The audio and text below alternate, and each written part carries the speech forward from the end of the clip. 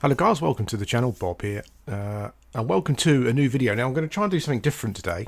The two things I kind of get requested most. The first one I would say is Lord of the Rings online videos. We're going to do some more of those soon. Actually, I've kind of got a new series planned. But also, the second thing is like a newbie guide to Everquest. I've been meaning to do it for a while, but I don't. You kind of think to yourself, I don't really know if I'm qualified to be doing newbie guides. But considering I am the constant newbie, maybe I am. I don't know. Well, we'll see. Anyway, that's what I'm going to do today. I haven't been playing Everquest, as you probably realised. Essentially because I don't have a main anymore. I've been kind of logging in and getting to the character screen, and to be quite frank, not really kind of wanting to play any of my characters, kind of not identifying with them, which I know sounds, to a lot of people it sounds stupid, it's just a game, but I'm kind of the sort of person who likes to identify with their character in some way. I just haven't been, so I've been logging in, getting to the character screen, switching off again. So yeah, I don't know. Maybe I'm just going through a bit of a just a period where you can't, when you kind of need to take a break, and that's what I've been doing. My health's been up and down like a yo-yo as well, so that hasn't helped. But anyway, newbie guide. We're going to do barbarian. We're going to do shaman, obviously. From a race point of view, there are lots. I quite like the racial abilities and the racial perks and stuff, but it can make choosing a character or a class sort of confusing. From a shaman point of view, the barbarian, for example, has essentially very little in the way of racial perks. I think he gets a bonus to cold damage. I think that's essentially it. Looking at the other sort of shaman races, Ixar have got regeneration, obviously, which makes a big difference. When you get up to level sort of high 50s, level 60, it's like the equivalent of having a fungi tunic on. So that's that's a big help. Trolls got the same. Ogres, of course, have got frontal stun immunity. And yeah, there's always lots of debate on whether that's actually useful or not. It's personally, I've found it to be very it's something very noticeable I've found in the past. So yeah, but you have to make your own mind up on that. But races that we can choose: Troll, Ogre, Ixar, humans, kind of like the Mr. Average. Stats are generally very, very similar across the board. Can be quite good actually on the stat front. I personally think humans, I think, they're underrated. Certainly for casters, you kind of get like let's choose an enchanter. You don't start off with too bad strength and stamina, so you're not sort of, obviously for an enchanter in the most important areas like intelligence and charisma, it's not particularly great. But it does help starting off, particularly strength, so you're not constantly overweight. High elf, halfling, half elf, gnome, frog Loxby can't be, erudite, dwarf, dark elf, for your kind of goth, maybe your sort of your twilight fetish, and barbarian. So I'm going to be a barbarian today. Pick the face you like. That's my favourite one. So shaman, yeah. So when I create shaman, depending on what it is, but actually I've got to a point where I started putting most of my points into stamina, because every point of wisdom will give you a lot more mana than a point into stamina will give you hit points. There's no getting away from that. So people argue that putting loads into wisdom is the thing to do. I've started putting it mostly into stamina because I just think essentially those few hit points, particularly when you're cannibalising and stuff, can make a difference. And the thing is, because of the way that the barbarians regain their mana, I'm not 100% sure that wisdom is too important. Particularly when you get up to level 60 and you get torpor and you've got cannibalised 4. But I think the thing is, as well, from a shaman point of view, most of your equipment is going to be wisdom based. So yeah, it should be. Yeah, well, that's what I've started to do. So debate that if you want. That's no problem. Character, we're going to go for Ulfwine. I think Ulf is actually wolf in Norwegian, or Danish. I'm not sure. One of the Scandinavian countries, or one of the northern countries, northern European countries. We follow the Six Hammers, the tribunal, which is all about justice, dealing out justice to the ne'er-do-wellers. Let's go into game. I have to be honest with you, if I could go all the way back, 3-4 years back when I started on P99 to start a class or a race, I would probably choose a barbarian shaman. I think that when all's said and done, and when I've mucked around constantly, can I bring up there we go, options. When all's said and done, when I've mucked around with so many things, and I've mucked around with so many different races and stuff, for some reason this character has got some stupid black thing going on with his UI. Anyway, wherever you start, whatever city you start in, you start in the Priest of Discord. Now it's quite, Hallis is pretty good, but it's quite weird because if you start in like Neriak, for example, Freeport, Kenos, that kind of thing, you get your guildmaster will probably be in a different zone, and that can be quite frustrating at times. Let's close these chat windows for now. You'll get a guild note, but it doesn't really tell you where to go. Well, it doesn't give you instructions on where to go. I just need to go to the Church of the Tribunal, speak to High Priestess Margin. But that's it. So yeah, so it's if you're just playing the game, if it's your first time, I would recommend don't go to the wiki. Ignore that first of all. Just ignore it, and just have a look around your city and try and find your guildmaster on your own. Quite often it's obvious if you come across an area.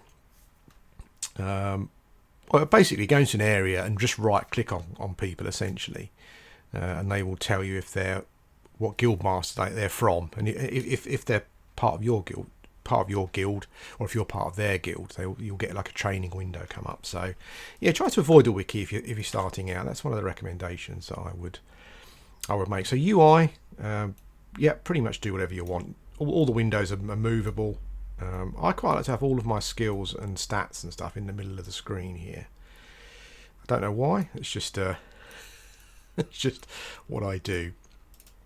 I think we may need some volume. Hopefully we'll get some volume anyway. I quite like hearing the wind and stuff blowing.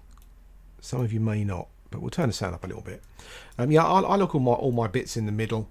From a size point of view, it can be a bit annoying because you can't turn them horizontally. You can't. Well, maybe you can actually with different, with different UI you can. But if you want to start off with a default one, yeah, you're kind of stuck with them going horizontally. Vertically. So, but I like to have all of my stuff in the middle of the screen, so I can. It's like a one look option. So. We'll start off with, as a UI, we'll do that first because that can be quite important. Now, you can create a new chat window by right-clicking on the grey bar and choosing new chat window. I like to have even though I'm a shaman, I like to have a combat one.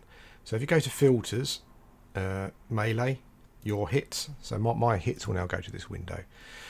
Filters, melee, or misses, and then hit modes, all abbreviated. So my hits and misses will go to this window here, and the damage you dish out will be abbreviated, so you won't get sort of huge huge messages coming up. It's quite easy to see. Another one I quite like to do. Let's do new window. I quite like to have skills, so I can see skill raises basically on my window. I just like that. I couldn't tell you why. I just like to know where my skills are. Do you know what? My I think the gamma is wowzer. Gamma was really high. Last window I like. You might like all these chat windows. You might want to go sort of hardcore, old school, and yeah, and not have any. But apart from one. But I like to go Tales, Group, Guild in one window. But you can create as many as you want basically, but that's kind of how I like to do it. The other thing I do, as you can see, if I press my A key, it's used sense heading. So I probably should have checked this out first. But if we go to keys, move left is A, and it's red. That means it's linked with something else. So if we go to hotbar 3, this is button 3. This one, yeah. So if I hit A, it uses sense heading, which is basically a very good idea. Because essentially, what you'll notice is your sense heading skill will just keep going up as you use it. You'll forget about it, and at some point, quite soon, it'll be maxed, and that'll be great. So that's kind of what I normally do UI wise. I always have my effects bar in the top right, my buffs bar. I'm not quite sure why, but you'll have different preferences for these kind of things. And that's it. I mean, I would recommend doing the sense heading thing, because even with maps and with the wiki, sense heading is very it's super duper useful in my opinion. I really like using it. So when you're in a zone like the Karanas particularly, it's nice to know if you're going south or north or south or east or west in West Karana. That's a bit of a nightmare, that one. So here's Margin or Margin McCann. We'll give her our. There we go. We'll give her our note. She will. Oops, that's too loud now, isn't it? Or maybe it's just my headphones. But we'll turn it down a little bit. There we go. She'll give you a guild tunic, faded blue tunic, starter tunic. You start off with a club, and that's it. You do have a tome of order and discord, which essentially means if you turn it in to the priest of discord, you become PvP. I destroy that because, quite honestly, it seems pointless on this server. If you want to do PvP, play on a red server, I guess that's the thing to do. As a caster, you'll always start off with 2 spells. I've got auto attack assigned to Q, and spells are assigned to E. So press E, takes me into my spell book. You have to. It's like old school D&D. You have to scribe your spells into your spell book, and then you have to memorize them in your spell bar here, which has got enough for 8 spells at once. Kind of takes time as you go up in levels and your meditation skill goes up. Your learning of skills, learning of spells becomes much quicker. So she's our trainer. This is our skill training window. I mean, a shaman starts off in 5 in blunt. That's the highest for level 1, I think. Depending on what class you are, you'll start off with different. Blunt, piercing, or sort of one-handed slashing, I think, is a general. I like to just. You don't need to do this, but actually, what we'll do this time is we'll save our points for now. I can't see anything there that I need to do apart from sense heading and swimming. Your spell skills will start to go up on their own as you use them, I think. I hate that black window. I don't know why I did that. I have to change that. Let's try and cast a couple of inner fires, see what happens. Okay, so yes, have duration. So your spells go up pretty easily without using any points. But I think swimming and sense heading needs a point in there before they'll start going up. Let's hail. Okay, so there are quests in the game. It's not World of Warcraft. You won't be gaining. Well, actually, that's a lie. There are a couple of quests that are really good for experience, but generally, all your experience will come from killing monsters, essentially. Sorry, Margin. Here's Margin. If you click H to hail the person you've got highlighted, you'll see some text. She's just welcoming us here, and she's talking about delivering justice as the tribunal does. But there are some outlaws, defied the laws, and we wish to apprehend the fugitives. So, as you can see, generally, key phrases are in commas. So if I will apprehend the fugitives. She should then respond. Okay.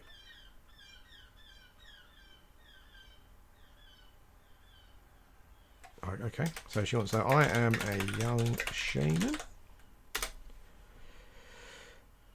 Okay. Okay, so we're looking for Granin O'Gill in Everfrost. Returnees. Okay, so we've got a quest here. We've got to return the head of Granin O'Gill to Margin here. Margin. I say Margin. I think.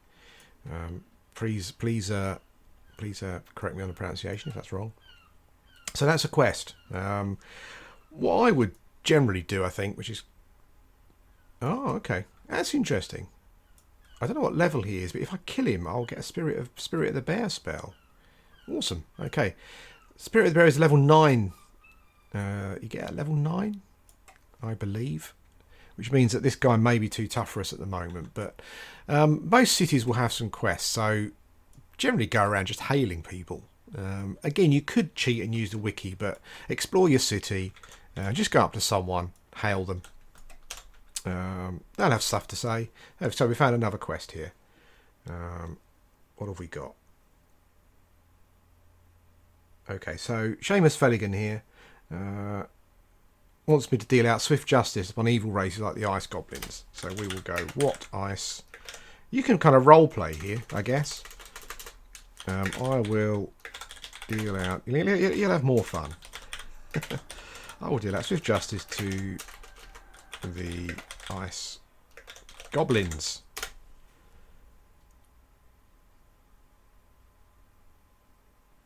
Okay, maybe you can't roleplay. Come on, Seamus. If you hold Shift and arrow up, it will come up with your last comment. Okay. So Seamus obviously doesn't want to roleplay today. So what ice goblins? Okay, I will hunt the goblin casters. Okay. Glowing necklaces. Okay, so he wants us to kill goblin casters and get their necklaces. So we've got a couple of quests to be getting along with. Yeah, but as I said, try and avoid the wiki because it does spoil the game, particularly if you're a new player. The golden talk. That's interesting. Looks like it's not really a bar, is it? Actually, looks more like a shop. I believe around here there's a barbarian working on their oops, Daisy, working on their potions. I'm sure you've got better things to do than bother a man making his potions. So he's a shaman. Shaman are the only ones that get potion making or alchemy. So that's pretty awesome. So I think we've covered the basics for being in town.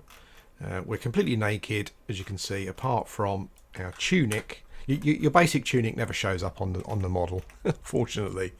And we've got our club, which does feeble damage. And that's it. You know, you've got your UI set up as you like it. Don't forget the scent setting thing. And we'll go out. As I said, go up and just hail everyone, because there's a pretty good quest in town here. If you find polar bear skins, or polar bear cub skins that you kill outside, let's have a swim. We're barbarians, so it shouldn't be a problem. Yeah, if you hand in some polar bear skins to a tailor in town, she gives you some rawhide armour in return, so that's quite a good way of getting started. What I could do, I have a little series here where I start new. I don't give myself any stuff, essentially, so you can see how progress is made without twinking yourself. That might be, maybe I'll do 2 or 3 videos on that, yeah. Maybe it'll help me find my mojo again. But we're just going to go outside. The newbie yard is always the place to start. If you start in like Freeport or Keynos, the newbie yard is more obvious. Towns like Neriak and Halas here, your newbie yard is kind of within the larger main zone outside your city. So you get other wandering dangers, which particularly in Everfrost here. But people don't like starting in Halas. They seem to think there's a problem with it, but I enjoy it. I really like it. I don't think it's a problem at all. So There's a lot of mobs outside for you to kill. I think the issue is that they're. I think people kind of get into, particularly if you're new, maybe kind of gauging what you can kill and what you can't kill is a bit of an issue at first. So this is Everfrost. This is where the barbarians are based. It's easy to get lost here. Obviously, depending on where you're starting, that may be irrelevant. But in Everfrost, it's easy to get lost. So remember where your guards are at all times. And this is your newbie yard. So basically, at this point, you haven't got a lot, and the game is going to be really difficult. Well, not difficult actually. It's the game is unforgiving. So if I wander over to that bear who's level 2, he will probably kill me at the moment. And so you've kind of got to pick your fights, and you've got to be careful not to get too close to other monsters. So what we're looking for at level 1 is the level 1 mobs will be white. So if you look at the text will be white. So if you look in my window here, the main chat bottom right, if I con him, as they call it, the polar bear's text is yellow and the white wolf is also yellow. So they're one level above me. Those kind of the ratio as to what things are in regards to your level get higher, get more kind of pronounced. So a yellow mob might be a couple of levels higher than you. White mobs are always the same level though. That spider. So this spider is even con. So we will go and give him a whack. Okay, and I will always pull him out of the way. Because the problem with Everquest is that mobs will aggro you. So if you're standing out there and there's other spiders walking past, these spiders are aggressive, but if others walk past, they will assist him. And if a bear and a wolf walks past, well then that's your lot essentially. So as you can see, I've just missed 5 times in a row, and I've hit for 1. This is Everquest in a nutshell. Things do get a bit easier even at low levels. Once you get a few points into your offensive skill, you start to hit things easier. But as you can see, early on, they're not kidding early on. This looks like an even fight, and yeah, this is not going to be an even fight, I guess, particularly, but it's going to be close. He might start running when he gets low enough. Oops, Daisy, I've got slam. Yeah, of course I have. This is always a problem because you end up just running into other mobs who will attack you. Let's pull him back again. Now, imagine if you're playing World of Warcraft at the moment, you're looking at this and thinking, well, by now I'll be level 3 or 4. You've killed one mob. That's what this game is like. You need to, as I said, I don't find it. I think difficult is the wrong word. I think it's unforgiving, and I think it's time consuming more so than those other games. I think you just need to take your time, think about what you're doing, and not kind of not go in over you can't go in over your head in this game, because one mob can kill you even if you're the same level as it is. It will give you, and we're talking about just normal mobs here, and we're not talking about unique or legendary mobs that you get in other games. We're just talking about basic mobs. As you can see, that polar bear's coming over, so we'll move over here. There's no bonus damage for different fighting mobs with different weapon types. Crushing doesn't do more damage to skeletons, and that kind of thing. So we don't really have that sort of thing to worry about. Your weapon will have a ratio. Damage is 4. Now, damage says 4, but it's always doubled. And then you have to add in things like strength bonuses. And then you get different damage tables, depending what class you are. So things like monks and warriors will be on higher damage tables. So they will eventually start to do more damage. We'll loot some bone chips. Oops. Okay, let's go for this. Let's try it. So we're attacked by a wolf who's only level 2. But if you watch, he will absolutely rip us to pieces. I'll show you a death. But I'd like to die just here, so when I respawn, it's an easy corpse recovery. Dead. Okay. Oh, nearly dead. Almost dead.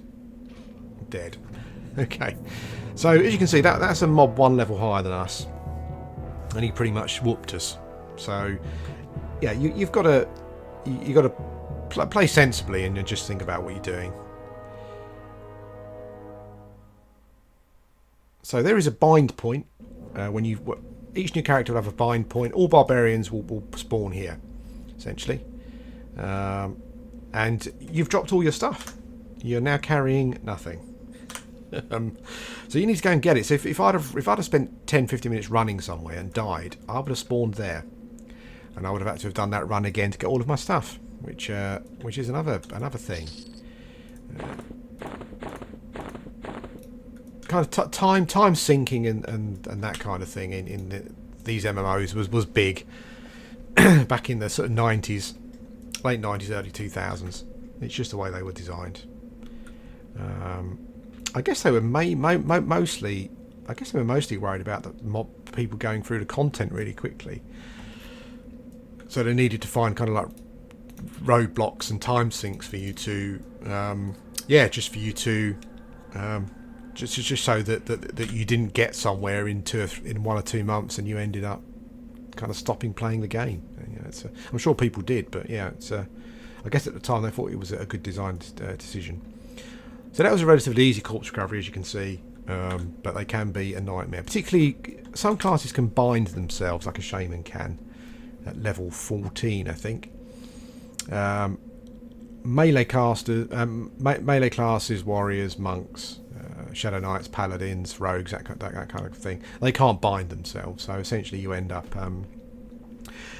A spellcaster can bind himself anywhere, but for a tank or a DPS class, they need to find someone to bind them, and you can only bind in certain areas, mostly in cities or mostly in cities. There are a few options for you outside of cities, but yes, generally those non-caster classes have the longest corpse recovery runs generally. So that can be incredibly frustrating. So I think we've covered the basics. If there's anything, as I said, what I might do is a little series of there's a little ice goblin there. Let's go and get him. I might do a little series of videos just kind of starting again with no Twinkie equipment, just to see, so you can see how progress is made, and how difficult it can be. I guess I'll tell you time. How much time has gone by. So yes, I think we've covered the basics. If there's anything else you need to know or you want to know, then just ask, and I'll put it in the next video. As I said, I've been thinking about doing this for quite some time, but I always think you never feel you're qualified to do this kind of thing. Someone will always come along and pick a hole or something. But yeah, we'll give it a go. Anyway, guys, thanks for watching, and I'll speak to you again soon.